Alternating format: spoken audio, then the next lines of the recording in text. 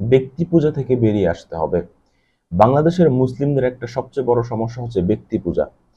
কওমি মাদ্রাসা ছাত্রদের উদ্দেশ্যে বলছি, তোমরা যদি ব্যক্তি পূজা থেকে বেরিয়ে না আসতে পারো, তাহলে তোমাদের আহ 12টা তো এমনিই বেজে আছে, আরো বেশি 12টা বাজবে।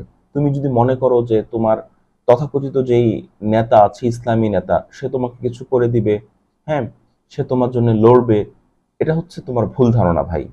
তোমাকে উদ্দেশ্য করে বলছি কওমি মাদ্রাসার ভাই, প্রিয় ভাই, এই যে তোমাদের যে ইসলামিক নেতাগুলো না, এগুলো হচ্ছে কাট্টা মুনাফেক। ম্যাক্সিমাম বাংলাদেশের যে ইসলামী নেতা আছে, 99 জন হচ্ছে কাট্টা মুনাফেক। আবারও বলছি, কাট্টা মুনাফেক। 100% মুনাফিক এরা, কোনো সন্দেহ নেই। চোখ বন্ধ করে এদেরকে মুনাফিক ভাবতে পারো।